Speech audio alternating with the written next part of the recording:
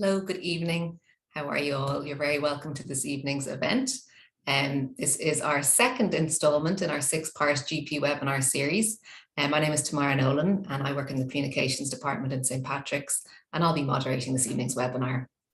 So tonight's hour-long webinar event explores what compassion-focused therapy is, who it's aimed at, and its core therapeutic elements. So our speakers, Dr. Marion Mernagh and Dr. Sinéad Chaolain, who are clinical psychologists here at St. Patrick's, we'll discuss some of the key concepts and principles within compassion-focused therapy and why it's important from a mental health perspective. So this evening's webinar is intended to be interactive and experiential, and you are invited to consider how concepts of compassion apply to your own lives. Dr. Mernagh and Dr. Chaolain will also take you through a compassion-focused therapy practice. And you can use the chat function throughout the webinar at the bottom of the screen there to share your own thoughts in relation to some of what our speakers will be discussing this evening. Following the presentation, we're hoping we're going to have a short Q&A with our two speakers, so you can submit questions throughout the webinar using that Q&A function at the bottom of the screens, and we'll try to get through as many as time allows. And just to let you know as well, ICGP CPD certs will automatically be sent within the next 4 weeks to any GP who's registered and is attending live this evening. So we'll get started now. I'll introduce you to tonight's speakers, Dr. Marion Mernagh and Dr. Sinéad Chaolain.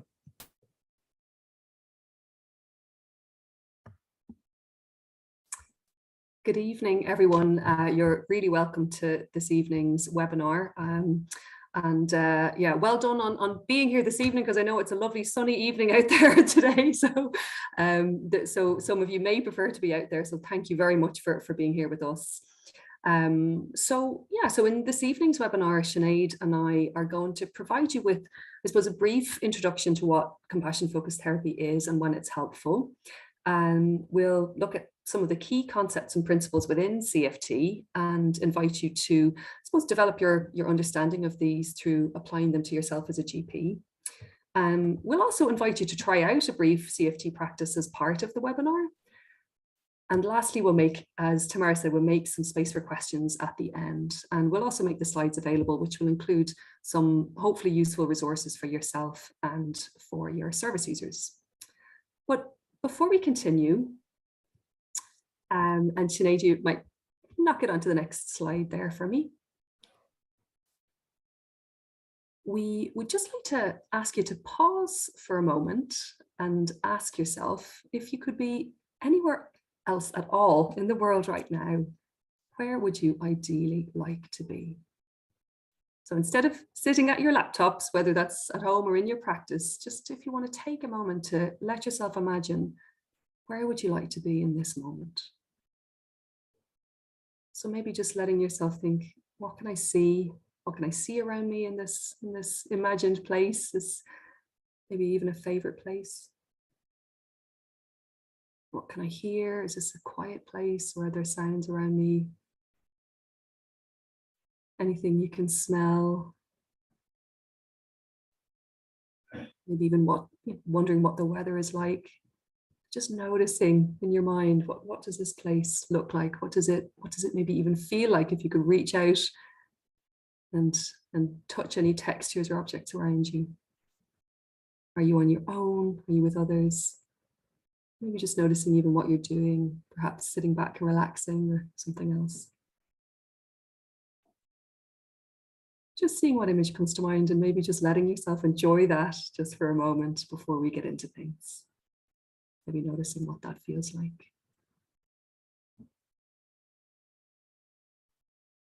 Okay, we'll move to the next slide there, Sinéad.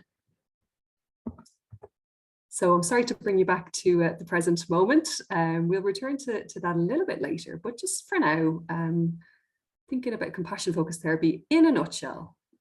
Compassion-focused therapy is essentially an evidence-based psychological intervention that aims to increase self-compassion and to reduce self-criticism and shame. And the reason this is important is because self-criticism and shame have been found to be associated with a range of mental health difficulties, including depression, anxiety, eating disorders, various personality disorders, post-traumatic stress disorder, and psychosis. And the CFT approach is informed by multiple areas of research and related theories, including evolutionary psychology, developmental psychology, social psychology, cognitive and behavioral science, neuroscience, and also Buddhist philosophy. So Sinead is going to talk to you now about this concept of compassion. So I'll hand you over to Sinead. Thanks, Marion. So we thought we would take a moment to think about the word compassion to begin with. It can be quite a loaded word sometimes for our service users coming into compassion focused therapy. So we invite you to take a moment yourself and think about, what does that word compassion mean to me? And feel free to share in the chat if you wish, or you might just want to jot it down for yourself. And what we tend to find is that the word compassion might bring up beliefs, including blocks to accessing compassion. So it might be beliefs that compassion is something that is for other people, but not for me. We might have associations with kindness, empathy, warmth, understanding. But it's important to consider too that compassion at times involves being strong and doing what is needed, which may be the unpopular or difficult position to hold. This might be, for example, in setting a boundary in your relationship, or even now that we're used to taking flights again after a long hiatus, that putting your own oxygen mask on first. So that idea that self-compassion is also an important part of developing one's compassionate self. And in CFT, the definition of compassion that we use is a sensitivity to suffering in ourselves and others, along with a deep commitment to try and alleviate and prevent suffering where possible. So there are two parts, as you can see, to that definition. And the two psychologies of compassion, as we refer to them, are really important, because if we were focused solely on the first part, so a sensitivity to suffering, trying to understand the etiology of our suffering, without the second part, we might feel stuck in a lot of pain and unease. We might feel powerless or disempowered as to how to alleviate it.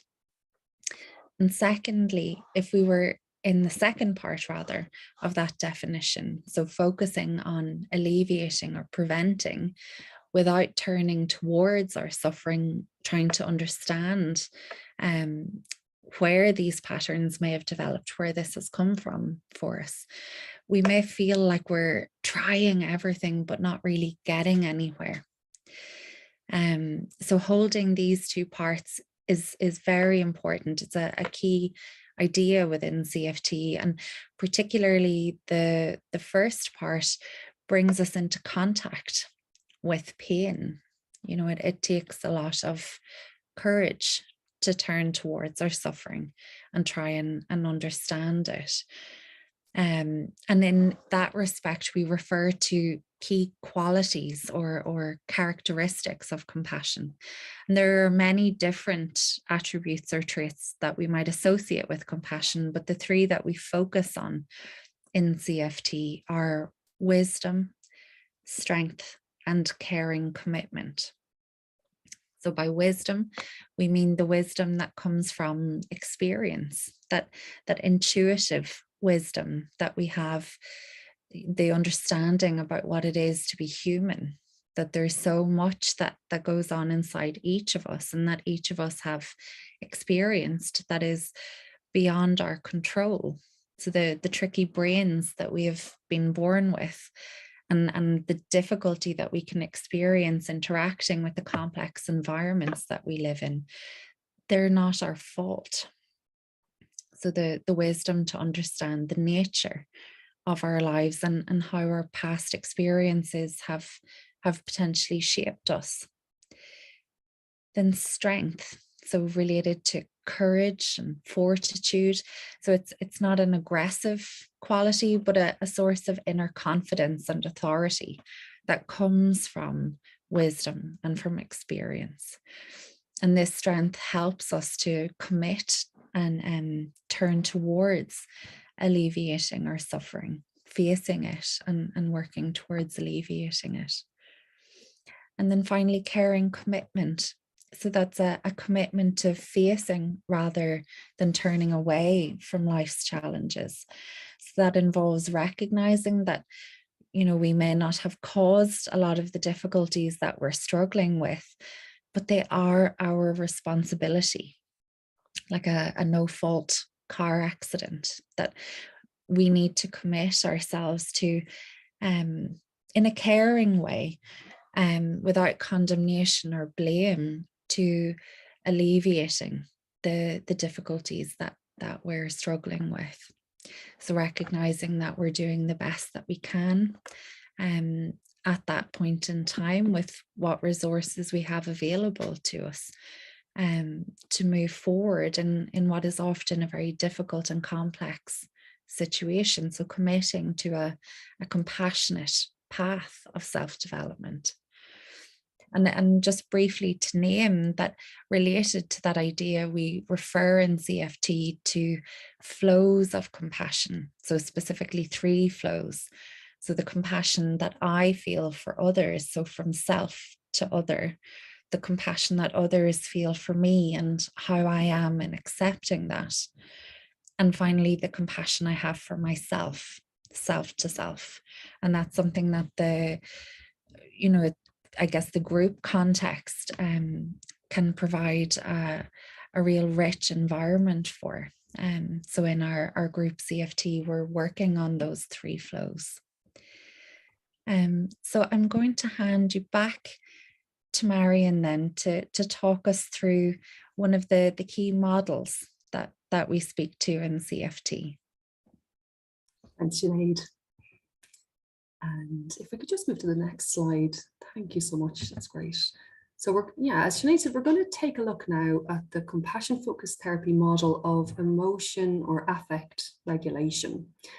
So CFT, as part of, I suppose, developing more compassion, is focused on helping service users to better understand their emotions, to relate to their emotions from a more compassionate rather than maybe critical or harsh stance, and to be able to move out of unhelpful emotional patterns or loops that we can all find ourselves in.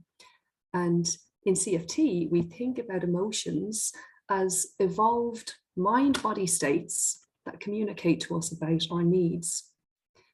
And in this model, as you can see, 3 main emotional systems are recognized, each of which shapes or organizes our focus of attention, our thoughts, our physiology, our emotions, and our behavior in order to meet a particular set of needs. So we'll just look at each system briefly in turn. So looking at the lovely red system there, the threat and protection system. So the function of this system is to protect us from danger. And it does this through producing emotions like fear, anger, disgust, and shame that help us to recognize and respond to our threats. And these threats might be physical, they might be health-related, or they might be social threats. And our threat-based emotions motivate us toward evolved coping responses that include fight, flight, freeze, and in social situations, sometimes appease. Physiologically, threat is associated with our sympathetic nervous system and the release of adrenaline and cortisol, which get us ready to act. And the threat system operates on a better safe than sorry principle. So it will sooner assume that we are going to face a danger than not. And whether a danger is real or imagined, our threat system will get activated in order to try to protect us. And if we take a look at the blue system, the function of our drive and achievement system, this blue system, is to motivate us to pursue goals and obtain resources that we need to survive and to reward us for attaining them, such as food, shelter, warmth, reproduction, exercise, and other goals, maybe relating to sort of self-fulfillment. And drive-based emotions include excitement, lust, satisfaction, pride, and joy. And physiologically, drive is also associated with the sympathetic nervous system and the release of adrenaline, as well as dopamine. And we tend to feel quite energized, focused, and productive when we're in this system. And then lastly, looking at the green system, our soothing and connection system, the function of this system is to help us to rest and digest and to live in relationship with others. So this system produces emotions that allow us to feel content, at peace, calm, and safe around other people. And it is associated with our parasympathetic nervous system and the release of oxytocin. So when we're not trying to defend ourselves against various threats, when we're not trying to kind of pursue particular goals, we've evolved to be able to wind down, relax, and connect with others. And we really need this green system, our soothing and connection system, to down-regulate our other two systems. Now, one of the key aspects of these three systems is that they're shaped by experience, so what we refer to in CFT as emotional learning. So for example, if we experience a situation that's highly threatening, our threat system becomes alert to the possibility of this happening again. And so unfortunately, it can start to operate like an oversensitive smoke alarm getting activated when we're making toast rather than, when there's an actual fire. And if also through early experiences, we learn to relate to ourselves in a self-critical way, we can end up feeling a lot of shame about our own threat-based emotions and even our other emotions, which can keep us stuck at times in our threat system, contributing to mental health difficulties. So our systems can become somewhat out of balance. And a key CFT message is that it's totally normal and human for all of us to have these different emotions. It's not our fault, we didn't choose this, and it's not pathological. We really need to spend time in each of these systems, even our threat system. If we didn't, we simply wouldn't survive. Another key insight in CFT is that it's possible to become more aware of what system we're in and of how we tend to act when we're in that system. And it's also possible to learn more helpful ways of coping with threat-based emotions. It's possible to develop our soothing system, and it's possible to find more balance between these three systems. So if we just move on to the next slide for a moment, we're going to invite you now for a few minutes to think about your own experience of these three systems. Okay, so if you were to draw your own three systems to reflect your day-to-day, for example, what would they look like? Actually, Sinead, if you want to just pop back to the previous slide just for a moment. So just to kind of have that reminder there. So what would your own three systems or circles look like if you were to think about your day-to-day? Would they all be the same size? Or would maybe one system be a bit bigger than the others? Perhaps maybe two systems even. So you might grab a pen or paper if you have some nearby and just take a minute or two to think for yourself. So we're going to give you that time now just to kind of really think about your own day and what systems you think you might have been in today, bearing in mind that we move quite fluidly often between these three systems. So maybe just taking a moment to think about your own systems there. And when you're ready, if you feel comfortable to, we certainly welcome you to share anything that you've noticed in the chat. And sometimes that can be helpful because you might find that other people have had a similar experience and they can relate to you as well. So, but again, no pressure. But just if you feel that would be something you'd like to contribute to.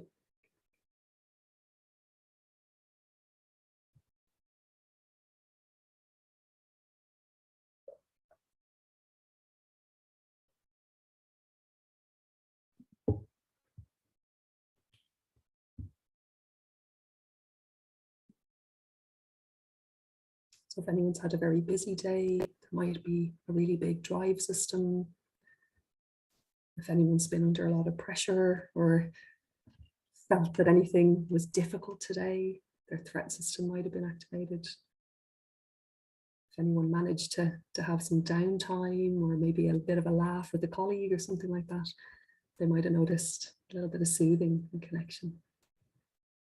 So just noticing those. Just give you another minute or so just to have a think about that.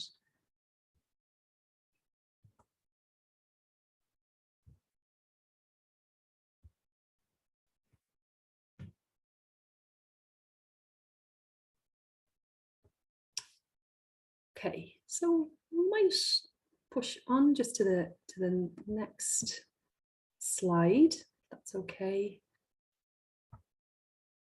And again, if that's all right.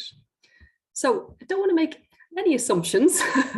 This is just a wondering about what people's systems might look like. And certainly when I think, you know, myself and Sinéad and maybe some of our psychology colleagues think about our day, sometimes it can look like this, maybe where there's a lot going on and we might feel under a lot of pressure. So there might be a fair bit of threat in there in our day, but we also might be in drive a lot because we're trying to kind of get a lot done. And sometimes as much as we want to spend time in that kind of soothing, grounded, safe system, it might not get a huge amount of look in. And so, you know, don't worry, your own experience may be different from this. So this is just a wondering. And I suppose, you know, if anyone does relate to this, they're kind of maybe their threat system being quite high or their drive system being quite kind of busy as well. That would make sense, you know, given what we know about the challenges that GPs face. And actually, you know, recent research has highlighted some of the factors that contribute to threat, I suppose, and drive for GPs. So, for example, a systematic review published this year by Jefferson and colleagues looked at the impact of COVID on primary care doctors' mental health and well-being. And they looked at about 31 studies internationally, 31 studies were included. And they found that COVID led to multiple sources of stress, as you can imagine, including changed work practices, risk, exposure, and inadequate personal protective equipment, information overload, lack of preparedness for the pandemic, and also a lack of cohesion across sectors as well. And even before COVID, studies really kind of pointed to different sources of stress for GPs. So for example, a large Irish qualitative study by O'Dowd and colleagues in 2018 looked at stress and coping among physicians, including GPs in Ireland. And they found that really key sources of stress for Irish doctors include long shifts, lack of resources, heavy workloads, and in particular for GPs, competing demands. And similarly, a qualitative study by Riley and colleagues in the UK, published in 2017, looked at sources of stress for GPs in England, again, prior to COVID. And I suppose similar to that other study by O'Dowd and colleagues, they found that work role and demands really contributed to stress. So fear of making mistakes, having to deal with perhaps complaints, having to go through kind of revalidation or kind of qualification or CPD, appraisal, inspections, and financial worries.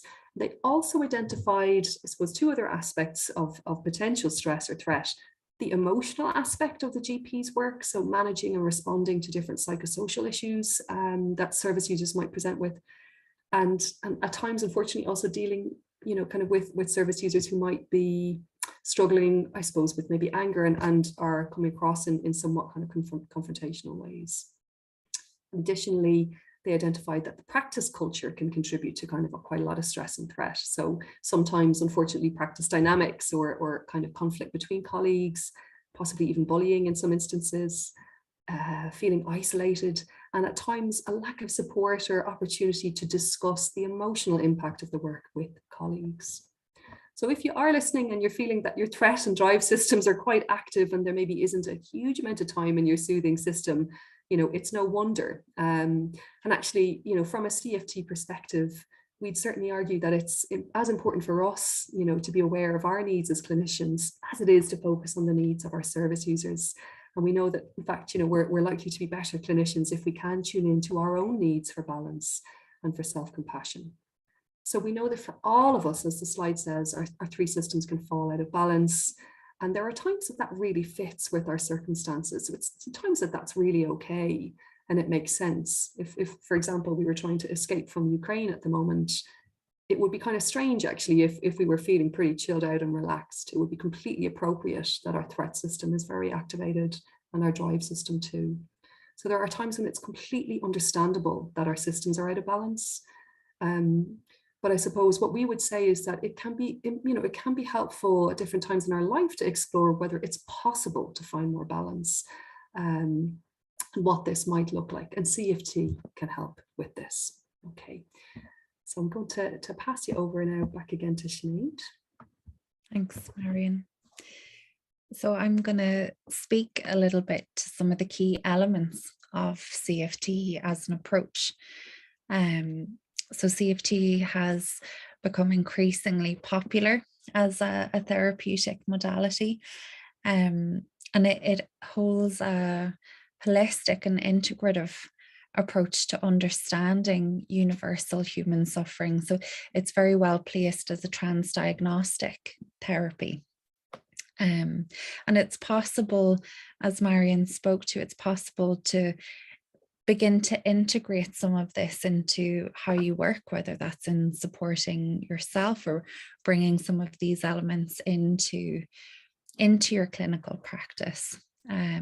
So it's possible to work in a compassion-focused, informed way. As with any therapeutic modality, the therapeutic relationship is paramount. It's a cornerstone to the effectiveness of CFT. So the therapeutic relationship gives the service user the opportunity to experience compassion modeled by the therapist, and within that, new ways of relating to themselves and others, and connecting with other people. So we would hope that the service user would begin to internalize that flow of compassion from the therapist to themselves, and start to work on the flow of compassion towards themselves. So for example, if a service user struggled to express her needs in a relationship, if she or he found themselves using maybe a more appeasing style of coping, they might experiment within the therapeutic relationship with voicing their needs with the therapist, and learn that this isn't destructive of the relationship, and gain more of a sense of agency and confidence in their capacity to name and express their needs. Within CFT, we use a collaborative, Socratic, dialogical guided discovery approach. So we allow the service user to experience and engage with various parts of their current and historical experience, and building that sense of self that they may have become disconnected from due to being chronically in their threat system.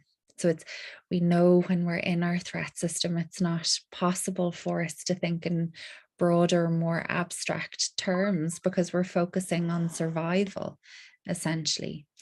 So we, within that relationship, allow the client to, or allow the service user to experience more of their soothing system and connect with that sense of self. We pay attention to the psychodynamic processes within the relationship, so transference, countertransference in the interaction, and with an understanding that the therapeutic relationship will evoke the service user's attachment system. And we use this information to help guide the interaction. So the relationship can be considered to provide a reparative attachment experience. So a felt sense of safety or secure base. And within that, we also provide elements of psychoeducation. So developing that understanding of the universality of human suffering, but also how the service user's emotional learning, their early life experience may have shaped how they have learned to cope.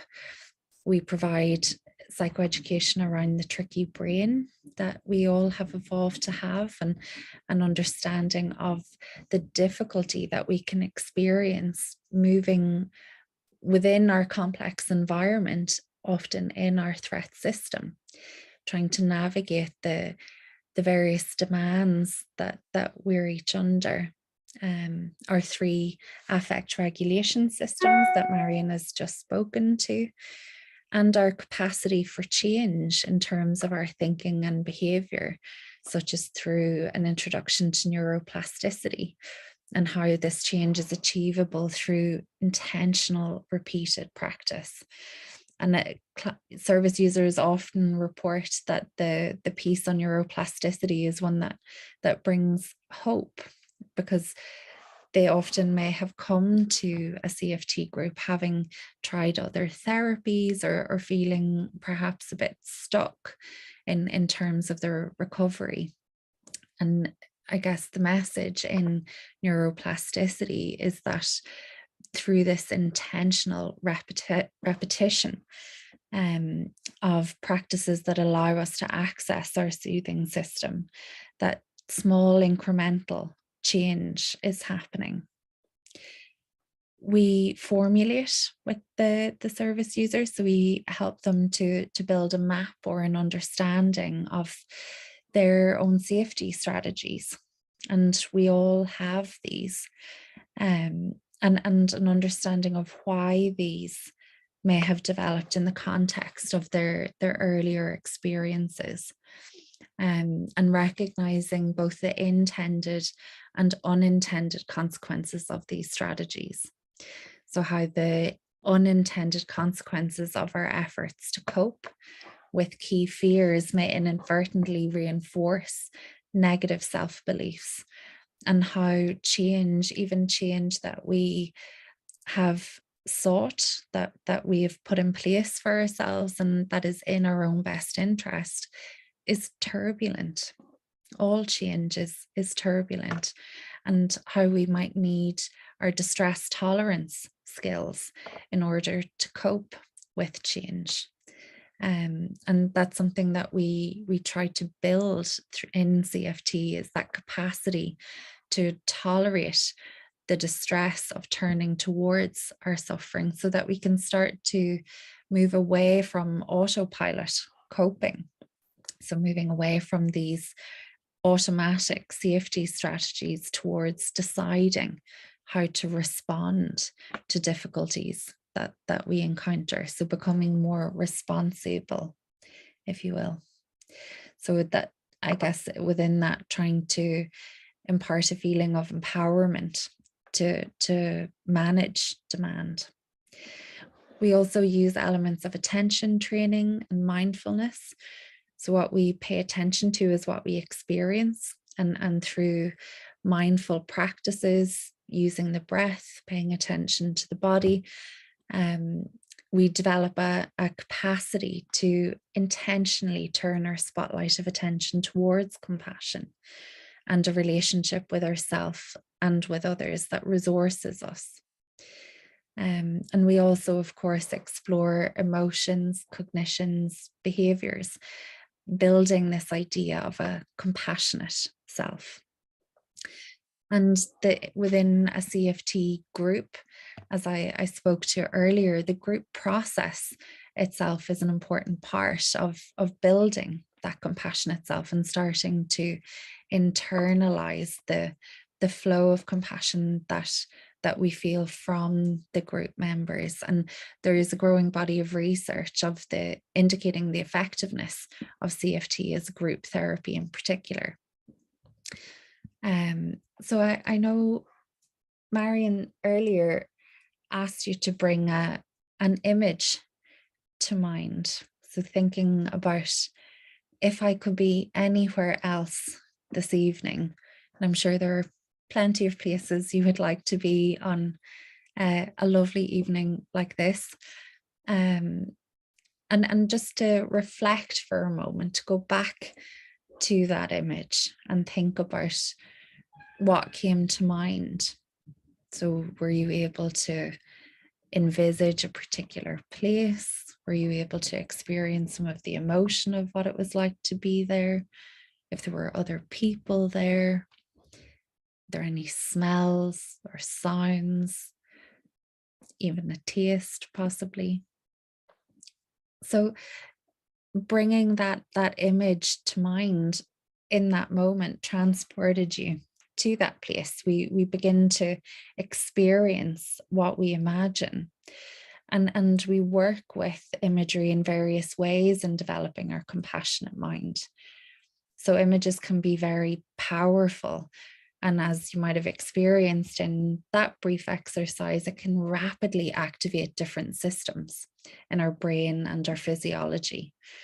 So research shows that just imagining a situation can activate those same parts of the brain in a very similar way to being in this situation in reality. And anyone who is an avid golfer, although it's been shown in other sports too, but for example, in golf, you can improve your swing without stepping onto the green, research has shown. So by imagining yourself taking a particular swing over and over and improving on that, that translates into real life improvement. So within CFT, we use images that are designed to activate the parts of the brain that help us to feel soothed and safe. And as Marion said earlier, these can help tone down other emotional systems that may be associated with difficulty for us. Sometimes when we try to create images in our minds, people imagine that they must be like a Polaroid image, but they're not. Sometimes imagery only gives us a sense of something, that we don't necessarily have a crystal clear image, but rather a fleeting impression. So sometimes you might hear people say things like, I'm just not good at imagery, or that doesn't work for me, because they're only getting a fleeting impression. But that is what imagery work is. So, you know, even thinking about that image that you yourself created about where you would rather be this evening, and what would help strengthen the emotion of that experience. So is it that I put my favorite song playing in the background? Am I eating my favorite meal, having a nice glass of wine? Whatever it may be, we can add elements, add sensory information to that image to strengthen the emotion. So the imagery that we use are related to certain feelings and mental states. And our imagination is so powerful that our threat system regularly uses it to try to protect us from harm. So we often find ourselves imagining terrible outcomes or scenarios, all the different ways that we might have to plan to protect ourselves from danger. Certainly when I'm in my anxious threat system, I might imagine lots of different ways that something might go wrong for me. So our threat system is very adept at using our imagination. And within CFT, we're trying to develop that capacity to turn that skill towards accessing our soothing system, to cultivating more compassion in our lives. So rather, I guess, than just letting the images influence our feelings and come and go according to what's happening around us in the environment, we're trying to deliberately or intentionally create a sense of soothing through our use of imagery. So sometimes you might hear feedback like, oh, I was only able to do it because I was paying attention to it, or I was doing that on purpose, that it doesn't necessarily happen organically. But we don't need to work at our threat system. Our threat system will show up without invitation. It doesn't need much encouragement, but we do need to intentionally turn towards our soothing system. So the fact that we need to intentionally create these images for ourselves is part of the process. So one way that we do this is by focusing on imagery aligned to feelings of contentment or safeness. So we thought we would give a bit of an experience of that here this evening by inviting you to engage in a brief imagery exercise. So this one is called compassionate colour. So if it feels comfortable, I invite you to find a comfortable position. So maybe checking in with your posture, with your body, if any movement is needed. Placing your feet flat on the floor, your hips, shoulders, and ears in line with one another, and your arms resting gently by your sides or on the chair. And feeling the support of the chair beneath you.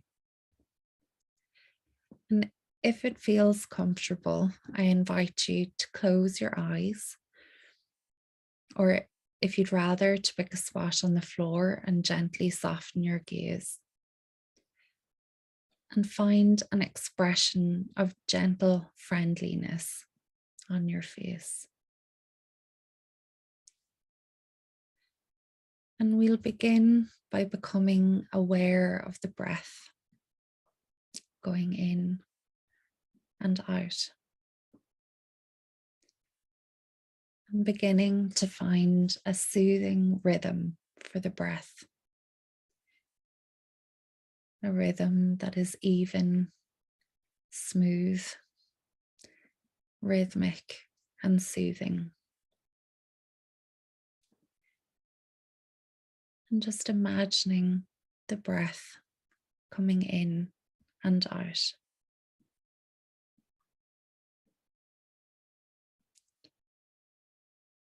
And just breathing this way for a few moments. And if it's helpful, on your next in-breath, thinking to yourself, mind slowing down. And on your next out-breath, body slowing down.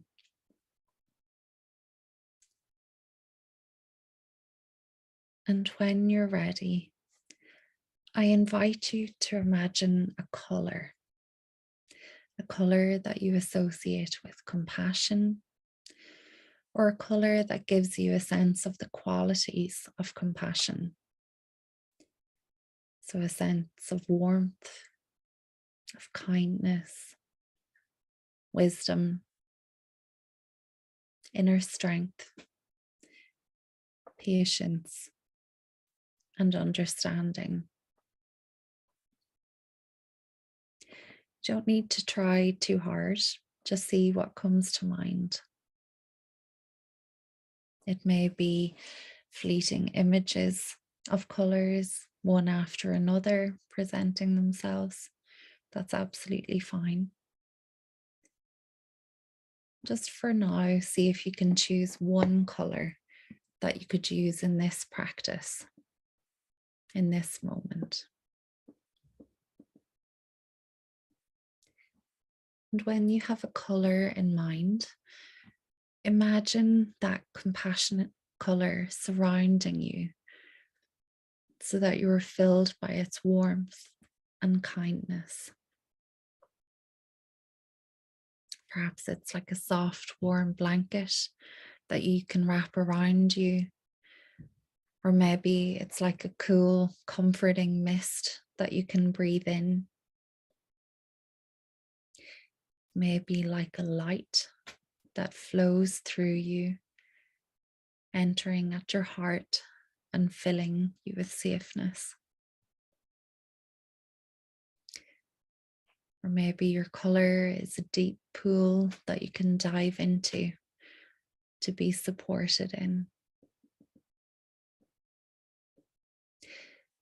You might even choose to interact with your colour in another way, and that's okay.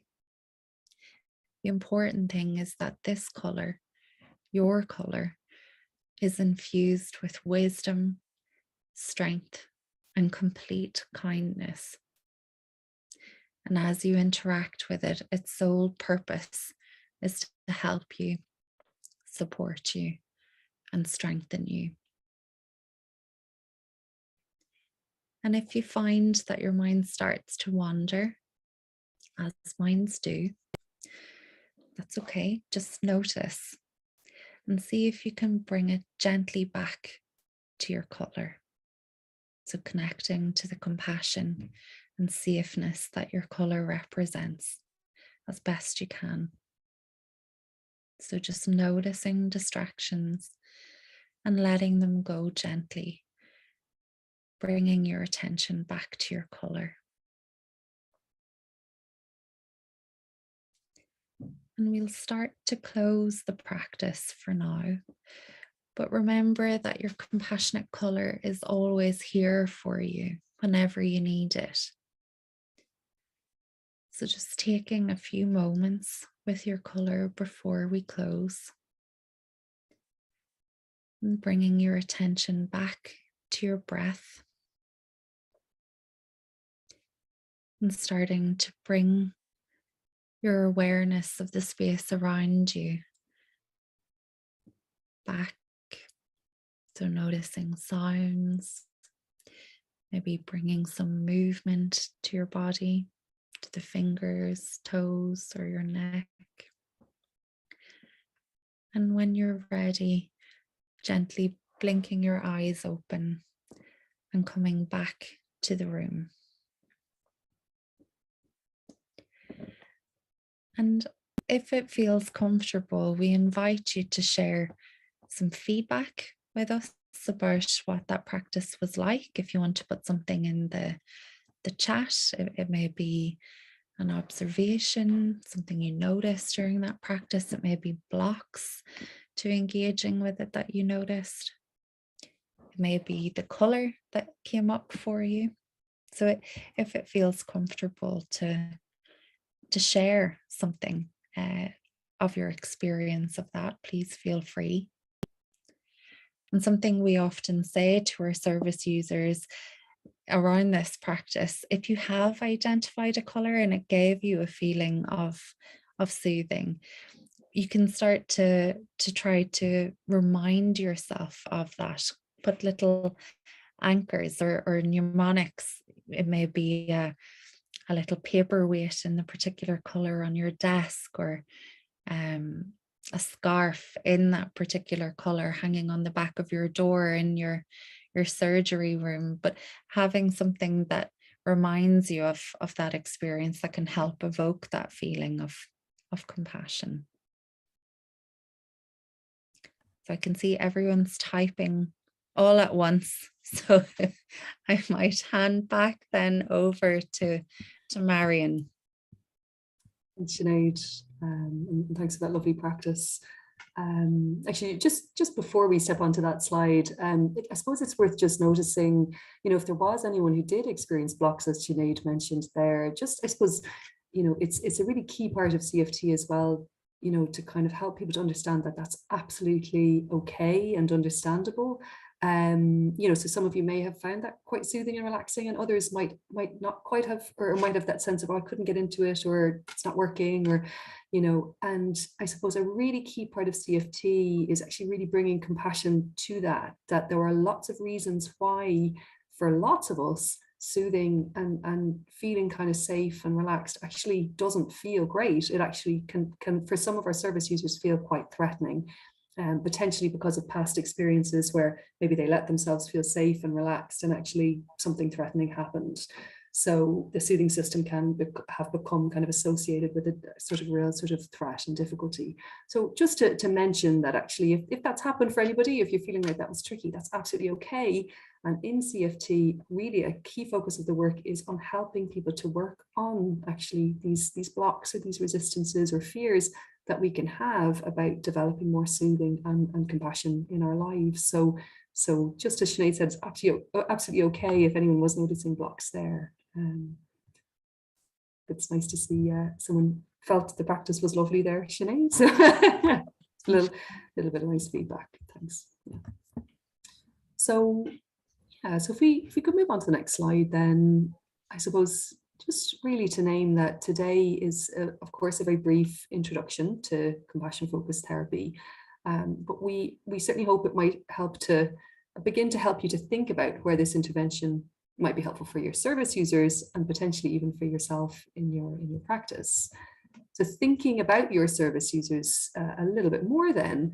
So a 2018 survey by the Mind mental health charity in the UK found that 41% of GP consultations involve some mental health element. And of course, we know that many of these service users will be in need of intervention to address mental health difficulties. And we imagine that it might be something similar here in Ireland too. And so again, within this population of service users who could benefit from intervention, you're likely to meet with some who would really benefit from a compassion-focused therapy approach, and potentially even warrant a referral to St. Patrick's Mental Health Services.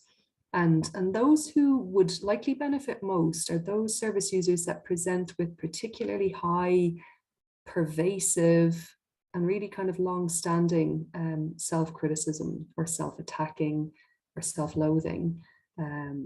Might come across as people might describe kind of really low self-worth or self-confidence. So you could kind of explore that a little bit more to see if there are quite kind of strong negative self kind of cognitions, or really judging themselves against quite high standards, really kind of unrelenting, or standards that we just kind of aren't really realistic.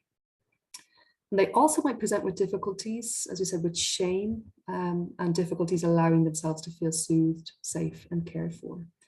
So the key piece is that, I suppose the intervention is most helpful for individuals who feel that these difficulties really are maintaining a lot of their distress or stress. And they're quite kind of motivated to try to address these difficulties as key issues in their lives and to develop more self-compassion. There are some instances where CFT might be quite helpful and quite a good fit, but where another intervention might be needed first before referring to CFT, before thinking about CFT. So for example, if a service user is really struggling with active suicidality or self-harmful behavior, they might require an intervention that helps them to really develop their distress tolerance skills and emotion regulation skills before engaging with something like CFT, which really demands that somebody's able to turn toward their suffering and kind of tolerate that in order to develop compassion. Similarly, if a service user has maybe difficulty with addiction, or potentially if somebody is experiencing really quite active psychosis, in those instances, it may be that other interventions are required initially to address those difficulties, to the point where a person might be a little bit more able to engage in a CFT intervention. And certainly there's evidence now that compassion-focused therapy is helpful across a range of difficulties, including where there might be addiction or where there might be psychosis, or indeed oftentimes the people we work with have a lot of history of trauma and history of suicidality and at times self-harm as well.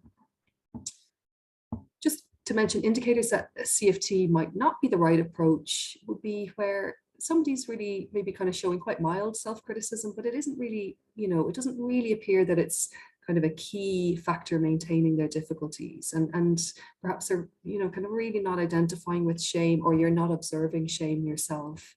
And perhaps where where you're seeing something like kind of maybe a milder anxiety or depression, where something like a CBT, cognitive behavioral therapy approach, might be worth trying initially.